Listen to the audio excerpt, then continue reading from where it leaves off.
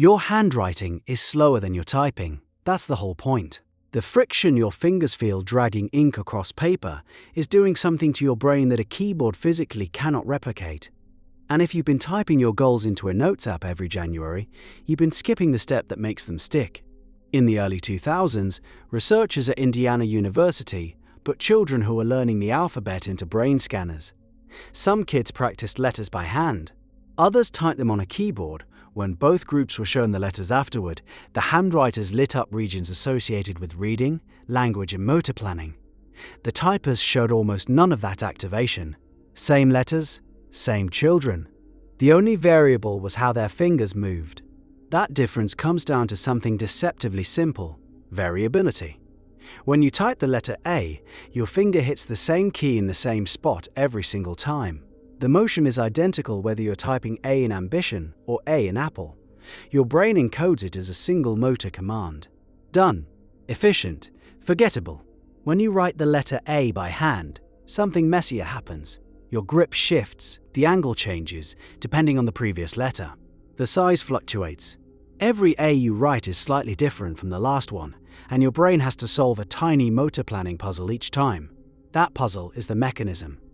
Each variation forces your brain to encode the letter more deeply because it can never fully automate the movement. So why does this matter for goals specifically? A study at Dominican University tracked 267 participants across professions and backgrounds. One group simply thought about their goals, another typed them, another wrote them by hand. The handwriters achieved their goals at significantly higher rates.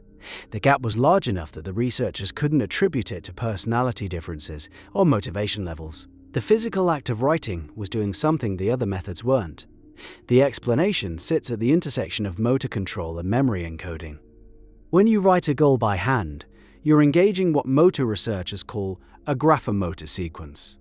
Your hand, wrist, forearm, and shoulder all coordinate in a continuous flowing motion. That motion is mapped directly to the semantic content of what you're writing.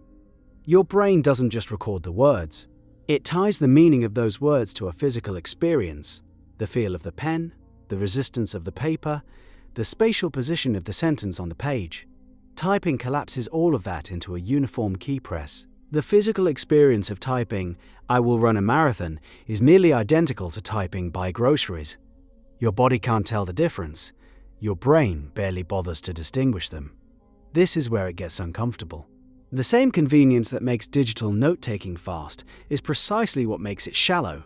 Researchers in Norway compared students taking notes by hand versus on laptops across multiple semesters. The laptop students transcribed lectures almost verbatim. They captured more words per minute. The handwriters captured fewer words but scored higher on conceptual understanding weeks later. Speed was working against depth. The handwriters were forced to compress. They couldn't capture everything, so their brains had to decide, in real time, what mattered. That decision process, filtering, summarizing, rephrasing, is itself a form of deeper encoding. The limitation created the advantage. Apply that to goal setting and the implications sharpen. When you type a goal, you can copy-paste last year's resolution. You can rattle off a vague aspiration in 3 seconds.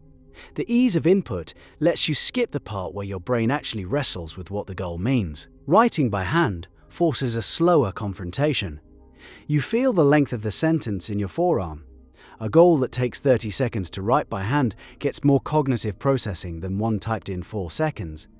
The time itself becomes encoding time. There's a spatial dimension here too.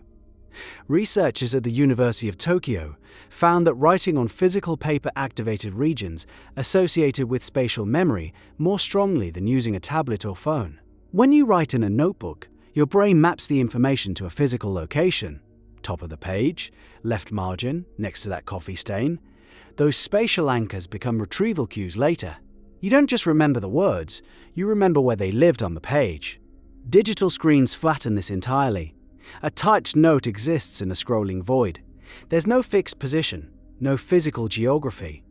Your brain has fewer hooks to hang the memory on.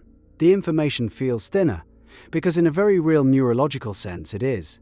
Now, a fair objection: people with motor disabilities, people who can't physically write, people whose handwriting is illegible to themselves, typing works.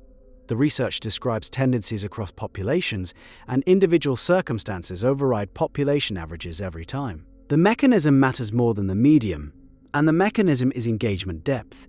Anything that forces your brain to slow down, process selectively, and connect meaning to a physical or sensory experience will outperform passive transcription. But for most people, the fastest available path to that deeper engagement is a pen. There's a timing element that research hints at that most summaries skip. The benefits of handwriting peak when the writing happens during the initial encoding, the first time you formulate the goal. Copying a goal you've already articulated doesn't carry the same weight. The cognitive benefit lives in the act of first composition, where your brain is simultaneously choosing words, forming letters, and evaluating whether the sentence actually captures what you want. That triple processing window is where the encoding depth multiplies. Think about what happens when you sit down with a blank page and try to write a goal by hand. You pause, you feel the pen hover, you realize you need to commit to specific words because crossing things out feels wasteful. That micro-hesitation, that tiny pressure to get it right the first time, is doing more work than any productivity app ever could. The friction is the feature. Researchers have started examining this through the lens of embodied cognition, the idea that thinking is shaped by the body's interaction with the physical world. Under this framework, a handwritten goal carries a bodily memory that a typed goal lacks. Months later, when motivation fades and the February slump hits, the memory of writing the goal, the grip, the motion, the pressure, can serve as a retrieval pathway that pure text on a screen can't activate. Your phone has 1,000 notes you've forgotten. You probably have goals from last year sitting in an app you haven't opened since January 12th. That's the gap between storage and encoding. Digital tools are extraordinary at storage. They are mediocre at making things stick in a human brain that evolved to learn through movement, touch, and spatial navigation. A notebook doesn't sync across devices. It can't be backed up to the cloud. It sits on your desk, physically present, taking up space you can see from across the room. Every one of those limitations is a feature your brain can use. The physical presence triggers incidental re-exposure. The fixed spatial layout preserves retrieval cues. The slowness ensures processing depth. The pen and the keyboard both produce words. Only one of them makes your brain fight for every sentence.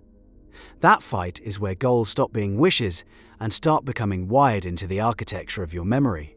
Grab a pen, write the thing down. Let your hand do what your thumbs were never built for.